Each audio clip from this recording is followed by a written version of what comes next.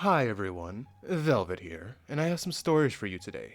But before we get started, can you please do me a huge favor and like, comment, and subscribe? It'll really help the channel out, and it'll get you more videos like this every day. Let's get started. And our first one comes from Throwaway 5473 75-6. Am I the beehole for telling my friend that if she couldn't keep up because of her disability, she shouldn't come? I, a 26-year-old female, have a pretty close group of friends. We have this one girl in our group, Sadie, a 27-year-old female. She has a disability that is mostly manageable through medication. Despite this, Sadie has a bad habit of forgetting to take her pills right before we do something she isn't interested in doing. This time, it was on a group trip we've been planning for over a year. Due to how high the cost of the trip was, we each decided to take a day and plan an activity that the whole group would participate in. We also rented a van together to get to our destination, as that was the most ideal situation. The first issue with Sadie came up when we got to our destination. Due to the length of the drive, everyone was going to be driving an hour to get to our destination. Right before it was Sadie's turn, she had a flare-up and could not drive. Our friend took over. The next morning, my friend had planned a tour of the town. We all reminded Sadie several times to take her medication, as this was an expensive tour, and we did not want it to be cut short. Well, she had forgotten, and the tour had to be cut short. This is when I genuinely got upset because this was my money being wasted. Throughout the week, she had flare-ups pretty often. The actual fight that led us to this post occurred on my day though. The previous day, Sadie had no flare-ups. It was also her day to plan. This was because she had set alarms to take her medication regularly so that she would be okay. We all reminded her to please take her pills like that again. I decided to take all my friends on a trail ride, on horses, as the trails in this town are known for being absolutely beautiful. We paid extra for a basics lesson. Prior to the trail, in the basic lessons, we were all paired off based on experience and performance in the small area that they had. I was paired with Sadie. Well, 1/4 of the way through the trail, she started to have a flare-up.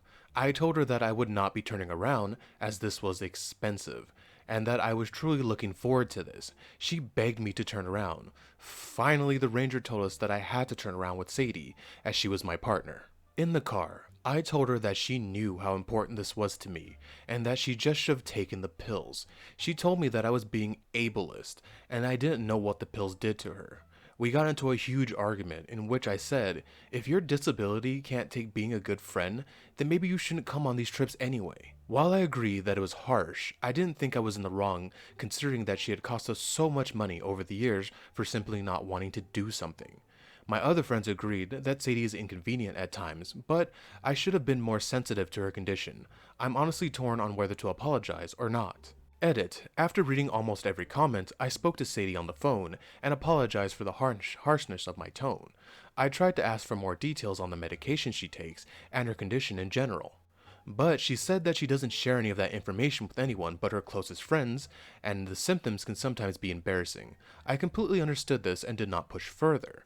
We've decided to go out to lunch together on Friday so I can understand a little bit more about her condition and how it affects her. Okay, judging by that edit, has a plan and is gonna do what she's gonna do. But from the story, it sounds like your friend is using her disability to get what she wants or to do what she wants. Because when it was her time to do her thing, which she probably wanted to do and is excited to do, she made sure to set alarms to take her medicine. But she doesn't do that on your day, causes a flare up and ruins what you wanted to do with your friends.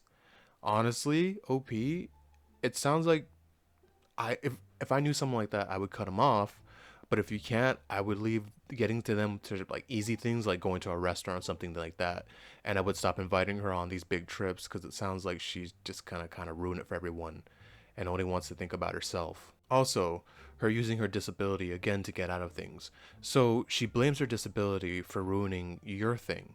And when you ask her, we want to learn more, and so you can understand where she's coming from, she refuses to tell you anything and says that, she only trusts her closest friends. Are you not a close friend? You guys are on this big old trip spending money. I would count that as a close friend thing, wouldn't you? But yeah, like I said, if I knew someone was doing this and costing me money, and I hate wasting money, I would keep them at arm's length. But maybe something good will come from your talk you're gonna have with her. Good luck, OP. And our next one comes from Apprehensive EBB8110. Am I the beehole for telling my sister to keep her unsolicited and judgmental opinions to herself, that she's stooping to so low that it's disgusting? My wife and I welcomed our daughter into the world in November. We named her Kala, after my wife's favorite flower, and to honor my late grandmother, Lily. We announced the name once we had all the paperwork filled out. For us, it was just easier, just in case someone decided to comment something negative. As you can likely tell from the title of the post, my sister did have a problem with the name. She asked us why we chose a weird name, and told us a more classic and sophisticated name would have been far better for our little one. I told my sister to knock it off, and we did not ask for her opinion. She said she was only trying to help. I said very clearly we did not need or want her help with our daughter's name, and it was already finalized and not up for change. 2 days after our daughter was born, my sister sent my wife a list of names for girls. They are all very common names that have been used throughout generations, like Emily, Elizabeth, Hannah, Eleanor, etc., etc. My wife replied that Kala's name was already official and not up for change. She told me about it when I got back from the store. The next time we saw my sister, she asked my wife why she wanted such an unusual and out there name that no one else will have. She told my wife that coming from a foster care, you would think you would understand the importance of having a name that blends in. Anne is the classic easy to say and spell. I was not in the room when she said this, but she also told her that she was opening our daughter up for a lifetime of being asked about her name. She left behind 2 baby names lists that day. I sent my sister a text that we needed a break from her if that's how she's going to behave. She didn't reply right away, and then over the following couple of weeks, she sent many more name suggestions. And when we did not reply, she sent a very long, very detailed email telling us that we did not stop to think about Kala's name when we chose it. She said it might sound pretty to us, but when you have a name almost nobody else has, it causes problems. She also said that people want and need names that sound like names and not words or plants that are being used as names now. She said she had no idea we were that try hard and that would pick a nature name as if it wasn't one of the most idiotic things in the world. Then she mentioned my wife being a foster kid again and how she should know better of all people. I snapped and called up my sister to read her the riot act over the phone. I told her to keep her unsolicited and judgmental opinions to herself, and if she does not stop sending us baby names and suggestions, then she will be permanently blocked. I told her I did not like her at all right now, and she's being a major beehole, and stooping so effing low that it's disgusting. I ended the call without letting her reply, and she blew up my phone after saying I had been so disrespectful and crossed more lines than her.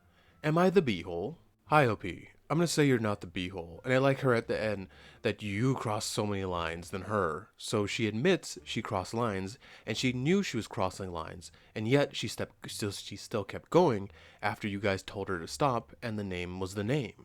So yeah, like I said, or I don't know if I said it, but yeah, you were not the beehole. She knew what she was doing was wrong. She even admitted it, like I said. And the name doesn't sound too weird. Kala? I don't know how people would even make fun of her. Kala the Bala? I don't know. That's kind of all I got. I don't know where she's coming from naming after flowers. There's Delilah, Daisy, Violet. I'm sure there's more. Those names sound fine to me. You're good, OP, and I hope you and your family have long lives and have great lives together. And I don't know where your sister's coming from. I don't know what her deal is. Maybe she wants control. Maybe she's losing it. I don't know. But name sounds fine to me. And you're not the beehole. Enjoy your life, OP. Our next one comes from regular performer 3313. Am I the beehole for refusing to babysit my stepchildren's half and step siblings for their mom? I, a 31-year-old female, am married to James, a 35-year-old male, and we have a 3.5-year-old son together. James also has 2 children, Grace, a 13-year-old female, and Luke, a 14-year-old male, with his ex-wife, Sharon, a 36-year-old female. Sharon and James have been divorced for 12 years, and ever since, Sharon has been in a string of relationships and has had 4 additional children, who are ages 10 and under. She is currently married and has 3 stepchildren who are 7 and under. James has always been willing to help Sharon out if she needed so. The kids can see them getting along, so they know he always does his best for them and their mom. But now he wants me to go a step further than he ever has. And he wants me to babysit all of Sharon's kids since I'm a stay-at-home mom, technically. But I do run my online business to earn money, and I'm able to do that around everything else in my life. He said Sharon is struggling to find childcare for the children she has, and her husband is a bit of a deadbeat. I found out that Grace asked her dad to help out because she was worried about her mom. I told James that was too much for me. He said he would help where he could, and I wouldn't need to worry about the money side because he would take care of it. I told him that it's a lot and honestly too overwhelming for me. He was frustrated with me, and I told him I didn't appreciate the pressure he was putting on me. Later, Sharon calls and tells me she wants to start dropping off the kids after Christmas. I told her I hadn't agreed. She told me James had told her that I would do it. She then told me I should be willing to help out and would win the kids over, Grace and Luke, to me and maybe even to my son, their half-brother. I told James he had no right to promise anything on my behalf. He told me he believed I would be on board, and he was surprised I was so against it. When I never had a problem with him helping, then he asked me to give me a reason that couldn't be helped with getting someone in to help me take care of the kids. I told him he can just pay for people, then if he's so determined, but I won't be babysitting. I also told him we need marriage counseling because of this. Also, and this might be meaningless, but I feel I should confess it here, another reason I am unwilling, even if it wasn't so much hard work, is the fact that Grace and Luke have never shown any interest in my son. But they're half-siblings from their mom and step-siblings from her. It's totally different. I think it's because they consider all of them, even the steps, their mom's kids. But with my son, he's mine and not as much as their dad's. They're not fond of me or my mom's husband. It's something I've been working on, but I admit the idea of having all those kids, and as my son gets a bit older, him watching two siblings treat their other siblings so much better makes me say no anyway. Anyway, Sharon is calling me a bee, and is saying I'm not thinking of my stepkids. James thinks I should be willing to work with them to figure out a compromise. Am I the beehole? OP, you are not the beehole, and what do you mean stepkids? Who cares about those kids? Those are not your kids and not your responsibility. They're your husband's responsibility, and he shouldn't have to put them on you like that. And I'm talking about the ones he's had with her, not the ones she's had with the other guys. Like, Jesus Christ, lady, stop having kids. And what is up with your husband? Why is he basically taking her side when she's trying to put all this work on you? Those are her kids. Those are her responsibility. She needs to figure it out. And honestly, he sucks too. He shouldn't be helping her. He should only be helping her with his kids. It's her fault that she went out and got pregnant and had more children and chose a deadbeat. And who cares if he's a deadbeat? He needs to step up and handle that crap too. That is not your problem, OP. And just because you're a stay-at-home mom doesn't mean you have to become a daycare. I know you said marriage counseling, OP, but I mean, it kind of might be going overboard, but I would thinking about, if I were you, I'd be looking for my way out. Because it's messed up that he's willing to not have your side and put all of the stress and work on you like that when he shouldn't do that. He's supposed to be your husband and he's supposed to have your back. OP, you can try the counseling. Good luck with that. But if I were in your situation, I would be looking to eject because it sounds like he's not your husband. It sounds like he still loves his ex and is choosing her. That's just the way I'm seeing it. And our last one comes from Helpful Salad 1649. Am I the beehole for refusing to return the gift? My brother got divorced 11 years ago when his child was only 4 years old. I was my niece's nanny and practically raised her like she's a daughter to me. Recently, my niece has been asking us to buy a laptop for her because she needs one for school, so we figured that could be her Christmas gift. With my brother's permission, I bought a gaming laptop for her because I know she's a gamer and I figured she'd like it. The problem is that my niece's mom called a few days ago and informed us that she bought a Chromebook for my niece since she's been asking for a laptop. I informed her that I bought a laptop for my niece. She told me to return the laptop. I told her this is ridiculous and she should be the one returning the Chromebook. She got mad and said she is the mom and decides what her daughter should have and asked me to butt out of parenting and just return the damn laptop. I told her that I'm not returning the laptop, so she has a choice now. She can either return the Chromebook and buy another gift, or watch her daughter's disappointment when she opens her gift and realizes how petty and cheap her mom is. She called me an beehole. Edit. After thinking about your comments, I finally decided what I'm going to do. I decided that I don't really care about how my brother's ex feels. How my niece feels is what matters to me, so I won't return the gaming laptop. I will also block my brother's ex so that she can't bother me anymore. My brother also agrees with my decision. Hi OP. This one is a good one for me because I love computers and I build them for fun when I have the money, which I normally don't because, life right now. But you are 127,000% not the beehole OP. The X is, holy hell, she doesn't know jack about computers. She bought her daughter a Chromebook. Look, if that's all you can get your hands on, then it'll be fine for like school and stuff like that. But Chromebooks are garbage. There's a reason why they hand them out for free to the kids at schools to do their work, and if a kid damages one or loses one, they'll just replace it because they're cheap garbage. If I was the daughter, I'd be so angry that my mom was trying to lose me a gaming laptop and stick me with a Chromebook. A Chromebook. If someone was like, I'm buying your kid a gaming laptop, I'd be like, awesome, do it. Because gaming laptops aren't cheap. Also, she's a bad mom. As a parent, wouldn't you want the best for your child? And if someone who's practically raised your child and loves your child buys them a fantastic gift like a gaming laptop, seriously, I would love a gaming laptop, but buys them a fantastic gift like a gaming laptop, I'd be so happy and go, great. I don't have to give them this Chromebook. I'm going to return it and get her something else she wants. Problem solved. So no, OP, you are not the beehole. You give that little girl that gaming laptop, and you make her happy, because that would make me happy too as a kid. A Chromebook. I spit on that. Puh.